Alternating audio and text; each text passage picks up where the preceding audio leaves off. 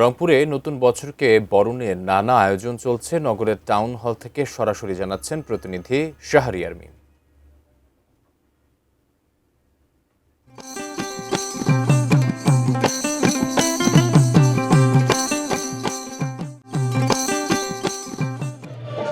সকলকে আসলে বৈশাখীর শুভেচ্ছা। এই মুহূর্তে রয়েছি রংপুরের যে টাউন হল মাঠ, সেখানে রয়েছে। আপনাদেরকে জানাতে চাই যে রংপুরের টাউন হলে কিন্তু এখন সাংস্কৃতিক আয়োজন চলছে।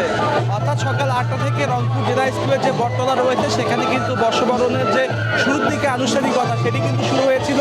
তারপর সকাল 11টা নাগাদ সেখান থেকে শোভাযাত্রা শুরু হয়েছে এবং সেই শোভাযাত্রা এখানে এসে শেষ হয় এবং সাংস্কৃতিক আয়োজন চলছে। আমরা যদি একটু আপনাদেরকে দেখাই, আপনারা নিশ্চয়ই পাচ্ছেন যে রংপুর যে টাউন হল মাঠটি রয়েছে, এখানে কিন্তু নানান বয়সের মানুষেরা তারা কিন্তু এই বর্ষবরণের আয়োজনে এসেছেন। অনেক সন্তানরা তাদের মা বাবার সঙ্গে এসেছেন, অনেক মা বাবা তাদের সন্তানদেরকে নিয়ে এসেছেন। বিভিন্ন শিক্ষা প্রতিষ্ঠানের শিক্ষার্থীদেরকে আমরা দেখেছি এখানে এসেছেন।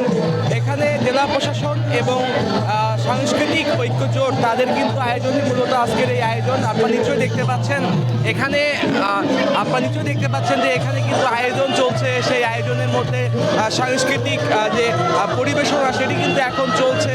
আমরা সেটি কিন্তু আপনাদেরকে দেখানোর চেষ্টা করছি। এছাড়াও কিন্তু যদি একটু জানাই যে রংপুরের বিভিন্ন জায়গায় যে আলপনা উৎসব, রংপুরের বেগম রোকেয়া বিশ্ববিদ্যালয়ে কিন্তু মেলা চলছে, রংপুরের বেগম রোকেয়া বিশ্ববিদ্যালয়ে মেলা চলছে এবং রংপুরের যে পর্যটন হোটেল রয়েছে সেখানেও কিন্তু বৈশাখী মেলা চলছে এবং রংপুর চাষি কমিউনিটি সেন্টারে সেখানেও বৈশাখী মেলা চলছে। সব কিছু মিলে রংপুরের বিভিন্ন জায়গায় যে বৈশাখের যে উদযাপন সেটি কিন্তু চলছে। আমরা আপনাদেরকে একটু দেখাচ্ছিলাম যে এখানে যে মেলায় বিভিন্ন ইতিহাস, ঐতিহ্য, গ্রাম বাংলার যে সংস্কৃতি, তারা এসব নিয়ে কিন্তু আমরা দেখতে পাচ্ছি যে এখানে কিন্তু দোকান বসে থুতনি পাওয়া যাচ্ছে এবং সেই সঙ্গে কিন্তু জানাই যে এখানে কিন্তু বিভিন্ন দোকানে পান্তা ইলিশ পাওয়া যাচ্ছে এবং এছাড়াও গ্রামীণ যে খাবার বাতাসা, এছাড়াও কটকটি বিভিন্ন খাবার এখান থেকে পাওয়া যাচ্ছে।